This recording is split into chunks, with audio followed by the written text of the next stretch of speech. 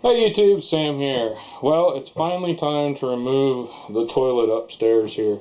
Unfortunately, we have not had the money to keep this project moving along as quickly as I would like, so I've been waiting to do the toilet until the last second I possibly can, so that we still have a bathroom upstairs, or at least a place to go to the bathroom upstairs. But anyhow, it is now finally time that we should be able to hopefully move this project forward quite a bit quicker now and start bringing some new fixtures in. Well, first we got to do the floor. But to do that, I got to remove this, so I figured I'd do a how to remove a toilet video. I know it's a disgusting job, but somebody's got to do it, and if you pay somebody else to do it, you're going to pay a heck of a lot more, and it's not that hard. And the first thing we need to do, shut off the water. And that's usually should be a valve under the toilet somewhere that you can shut off. Now hopefully your valve is good and it keeps the water out. Then you want to flush it.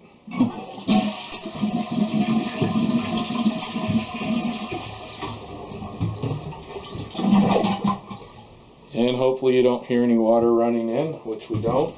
I'm going to flush it again and kind of hold it.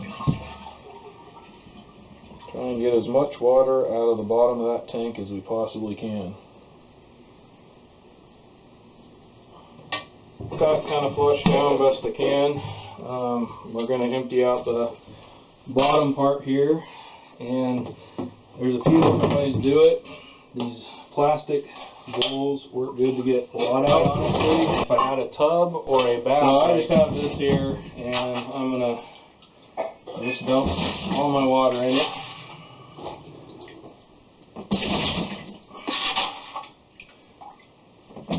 That I can. And I get to a point where the plastic bowl won't bend enough to dump it in. And that's where the good old Dixie cup, you want to stuff it right down in the hole, and you can get pretty much everything else out. Because it goes right down in that hole. And I know it seems disgusting, but hey, plumbers do it to people they don't even know, or for people they don't even know, so that's why they deserve to get paid the big bucks.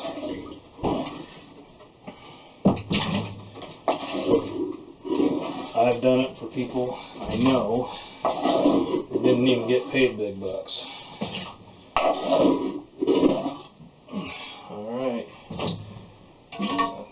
See if any more will come out there. Another thing you can do is, if you can, one of these, I don't know if there's enough in there left to get, you can get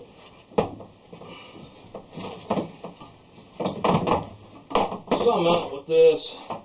I could have even used this rather than the Dixie cup, but quite honestly, Dixie cup works the best. I'm going to buy now the next thing, if you were reusing this toilet, you could stop here and pull it, but I am not reusing this toilet. But these pieces are actually fairly new inside the toilet. I've repaired this thing probably, this is the original toilet with house. I don't know if that's too much information, but I repaired it probably more than a half a dozen times just trying to keep things going here. So it's time for this thing to head down the road. So if I was going to reuse it, this is where I would pull it, which I will show you later. But because I'm not, which you may not, I'm going to take these pieces off because I can reuse them down the road if I need to repair what I get, or if what I get for some reason doesn't have the same stuff. Down here you'll see I got the coffee can right underneath here, and I'm just going to pull this off of here, which is going to let some drain into there. And then there's a nut underneath here, and most of these things are just hand tight. And when I pull this, there's a little bit of water still left in the bottom of the tank here, and once I pull this, it'll drain down in there. And the reason I'm doing this is because I'm going to pull the back of the tank off, because like I said, I'm not reusing this. Might as well make it as light as I possibly can.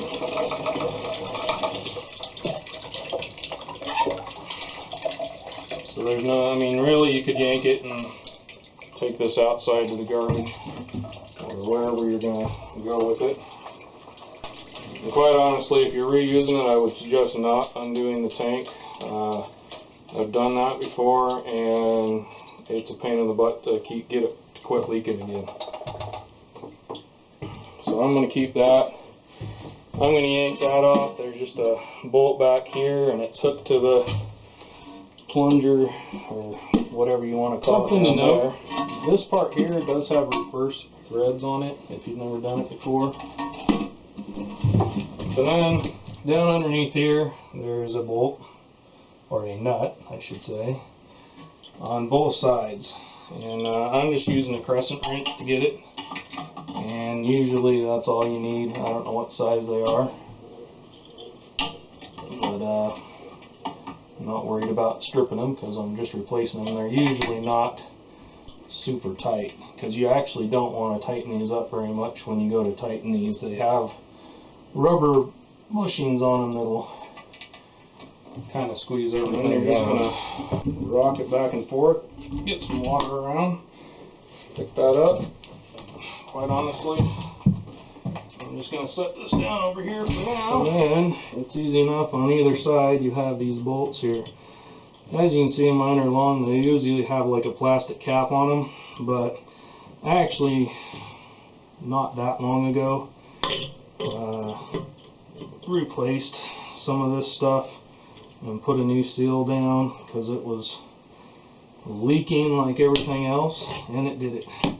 Snapped that right off, because this thing has been having issues a couple of times now where it started kind of leaking out a little bit down across the bottom, because quite honestly underneath this floor is a little bit rotted here. So we'll be dealing with that later. But unfortunately this happens quite a bit. These things just get rusty and crusty and break. So there's that one.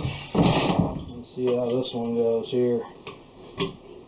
This one looks like it's actually going to come off. On the other side it came off pretty good. So now it's time to pick this up. Now this is where if you have finished ceilings below or anything below you're worried about, and even before this really, you want to make sure you have plenty of towels and things like that. For my part, there's stuff below, but nothing that's gonna, it's just floor for the most part. I don't have a finished ceiling yet down there. Now this is where, if it had the back on it, I'd actually reach down here, but it doesn't. But still, under here, you gotta kind of get a, yeah, I'm going to just reach down in there, and then you can pick it straight up. And then we'll put it in here, and luckily didn't lose a whole lot of water. And as you can see, I knew that was coming. My floors are rotten underneath, and I had another problem with the seal. This seal isn't that old. I mean, it's a couple years old now, and it's pretty well trashed, because this, what has happened is the toilet has actually been rocking a little bit on here because the floors are so rotten that it's just allowed this to move a whole bunch. Now, moment of safety. Now that this is open, we need to cover that back up. If you're going to do anything more than pull a toilet off and put a toilet back on, that hole, now you have opened up to your sewer system, so therefore there could be gases backflowing up through there. Both, you know, can be harmful if you breathe a bunch of it in, and also could be explosive. So you do not want to be leaving this wide open for a long period of time. Now, I'm going to pull all mine completely out, so I do have to figure out a way to block things off once I get to that point. But other note, I am going to be both replumbing a whole new toilet in, and putting a new toilet in, and flooring, and I have a whole bunch of stuff coming up on this bathroom. So keep an eye out for those videos if you're doing some bathroom remodeling. Alright, this is Sam, Jack of all, Master of none. You all have a good one.